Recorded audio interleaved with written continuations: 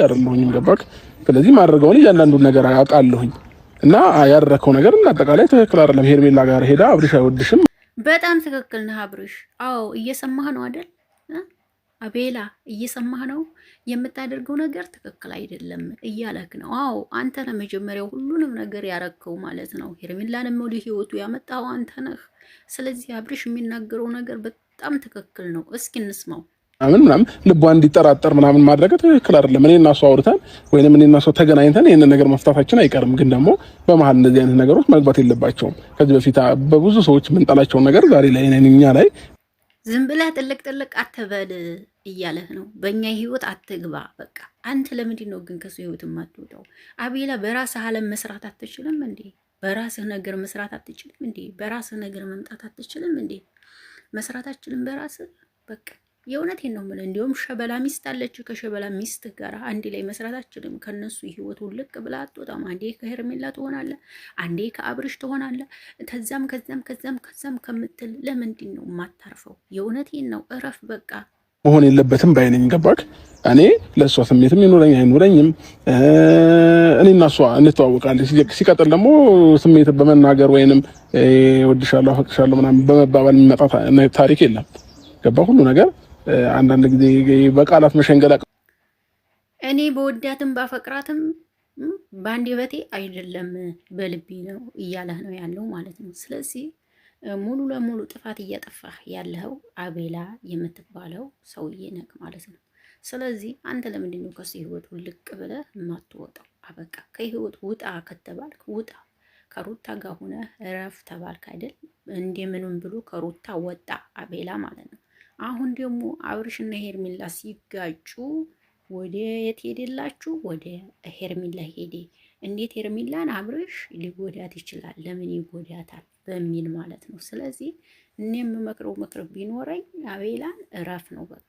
የኔ ምክር እረፍ ነው። ምንም ጤና ይስጥልኝ። ውድና የተከበራችሁ አድማጭ ተመልካቾች እንዴት ናችሁ? ደህና ናችሁ? ያሉላችሁ እኔ ደህና ነኝ፣ እግዚአብሔር ይመስገን። በያላችሁበት ዓለም ዳርቻ ሁሉ ሰላማችሁ ይብዛልኝ። እንግዲህ ቪዲዮዬን መግቢያ ላይ እንደሰማችሁ ተስፋ አረጋለሁ። እስኪ እናንተ ሀሳብ አስተያየታችሁን እንድትሰጡ በአክብሮትና በትህትና ጠይቃችኋለሁ። እኔም ደግሞ ሀሳቤን በስተጨማሪም ደግሞ እኔም ሀሳቤን አሁንም እሰጣለሁ ማለት ነው። እስከ ቪዲዮ ፍጻሜ አብራችሁኝ ቆዩ ማለት ነው።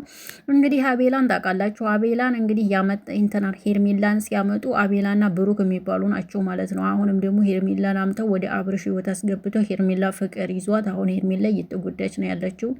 ከዛን አሁን አብርሽ ጋር መጥተው ምን ይላሉ? ለምንድን ነው ሄርሜላን የማትረዳት? እንዲህ የአቤላ ነገር ግራ እያጋባኝ ነው። ምክንያቱም ለምን እንዲሆን ካን አሁን አብርሽ ማለት ላንተ ያጎት ልጅ ነው ወንድምህ ማለት ነው አይደለ? ግን ለአብርሽ ማለት ልጅ ወልዶ ልጅ ተዋልዶ እሷን ተውና ከዚችኛዋ ጋር አሁን የምትለው ነገር በጣም ግራ እያጋባኝ ነው። አሁን ያንተን ሀሳብና አዝማሚያን በጣም ፎርኮርስ ተረድቼዋለሁ። ምንድን ነው የእሱ ሀሳብና አዝማሚያ?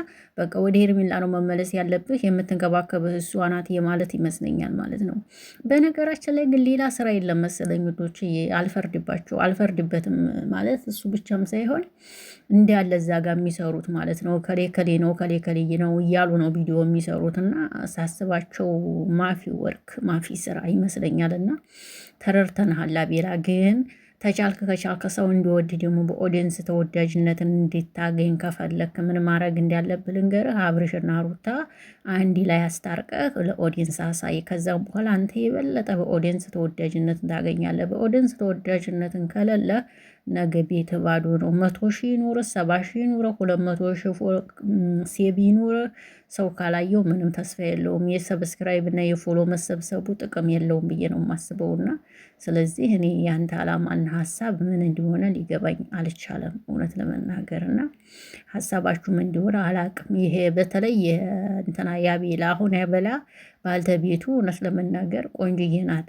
እውነት አይታችኋታል ብዬ አስባለሁ። ርግት ያለች ማለት ነው። እሷ እንኳን ቢያንስ ታናሽህ ነው የምትሆነው ብዬ አስባለሁ። ግን ታናሽህ ሆነ እንኳን የምትመክር ምክር የምትሰጥ ምክር በጣም ደስ የሚል ምክር ነው የምመክር ብትሰማ። በእርግጥ ለመስራት ለማደግ ለመለወጥ ነው አንተም እንደዚህ የምትሆነው እንጂ ያው ከሰው ጋር መከፋፋቱን ፈልገው አይደለም፣ ለእይታ ነው። አይኖ እንረዳሃለን። ግን አንተ ለእይታ ብለህ እንደዚህ የምታደርገው ነገር ነገ አንተን ደግሞ ዋጋ ያስከፍላል። ገባህና? ስለዚህ ይሄ መሆን ጥሩ ነው ብዬ አላስብም። ስለዚህ ብታስብበት አሪፍ ነው በይነኝ ማለት ነው። አብርሽ ደግሞ ውሳኔህን በአጠቃላይ ማሳወቅ አለብህ። በቃ ሄርሜላን እኔ ከእኔ አጠገብ ብራቂ። ከዚህ በኋላ አንቺና እኔ የምንገናኝበት አንድ መንገድ የለንም። እኔም እንግዲህ ከዚህ በኋላ ልጅ አይደለሁም፣ ትልቅ ነኝ። ህይወቴን ጠንቅቄ መምራት አለብኝ። ነገ ድጋሜ ልጅ ይመጣል። መኖሪያችን ሁሉን ነገር ማስተካከል አለብኝ። ልቤን ጠቅልዬ በቃ አንቺም የራስሽን ህይወት ኖሮ እኔም የራሴን ህይወት እኖራለሁ። እንግዲህ ከልጅ እናት ጋር ሚስቴ ጋር ነው መኖር የምፈልገው ብለ ሩታንም እንትናንም ማሰናበት ያንተ ሀሳብ ነው ብዬ ነው የማስበው ማለት ነው። አንተ ካላሰናበትካት ማን ያሰናብታታል? እና አንተ ነህ ፊትም እየሰጣት ነው። አሁንም በይነኝ እንዴ ማለት ነው። ነገ ሩታ ተቀይርብኝ ሆኖ ምክንያቱም ከሩታ ጋር አብርሽ ሲሰራ እያመናት አይደለም። ፕራንክ እያረገችኝ ነው ወይስ ደግሞ ልትሸውደኝ ነው ምናምን ማለት አለ። ሩታ ላይ ጥርጣሬ ያለበት ይመስለኛል አብርሽና ለዛ ነው። ለምን ትጠራጠራለህ? የልጅ እናት ናት። እነኛ ነገር አብራህ በአደባባይ ወጣ የማይገባትን ለአንተ ይገባሃል ብላ ያደረገችው እንቁ ሚስትህ ናት። ይችን ልትተዋትም በሰው ፊትም ልታስብላትም አይገባም። ሩታ ማለት ለአንተ ከሚስት በላይ ናት። የእውነቱን ስነግርህ አብርሽ ማለት ማንም ያላደረገውን ሴት ነው አደባባይ ወጥታ ለአንተ እንደዛ የሆነችልህ። ያንን መለስ እያልክ መርሳት የለብህም ብዬ ነው የማስበው። ማንንም ሳትሰማ ማንም መርሳት የለብህም። በቃ በአደባባይ ወጥታ የሆነችልህን ነገር አትርሳው። በቃ ይህን ነው የምለው እኔ ማለት ነው።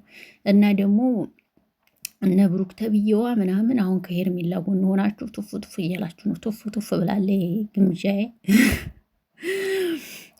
እናቴ ድረሽ እና ቱፍ ቱፍ እያላችሁ ነው። አሁን ከሄርሜላ ጎን ሆናችሁ አሁን ደግሞ በሉ ብላችሁ ደግሞ ልታስታርቁናት እዛ ደግሞ በነገራችን ላይ እኮ ሄርሜላና አብርሽ ከተራራቁ እነሱ በምን ይሰራሉ? ዶቼ ችግር እኮ ነው። ገበያ የለማ በምን ይሰራሉ ታዲያ?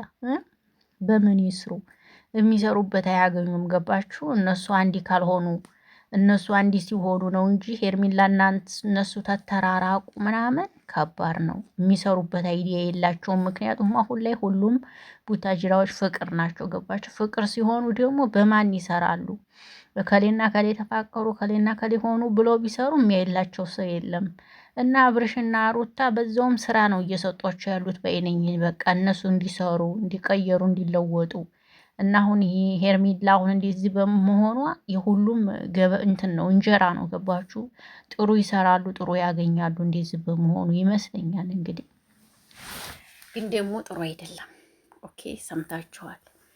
አብርሽም ደግሞ ውሳኔህን ወስን። በቃ የምሬ ነው። ወንድም እህት አያዋጣም።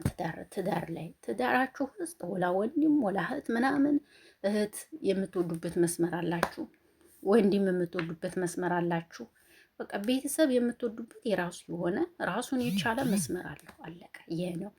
ሁሉም ራሱን የቻለ መስመር አለው። በመስመር ነው የምትወዱት። አለቀ።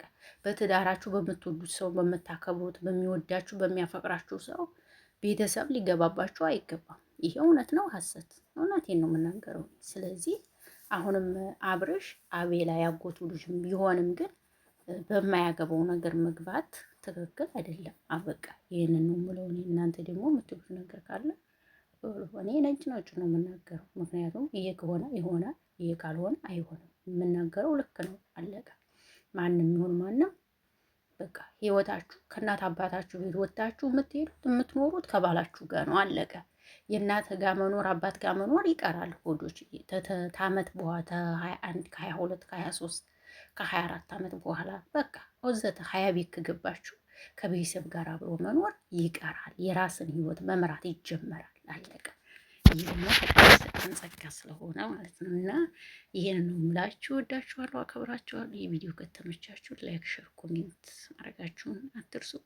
አብሬያችሁ ነበርኩ፣ አቢ ነበርኩ። በሌላ ቪዲዮ እስከምንገናኝ ሰላም ዋሉልኝ።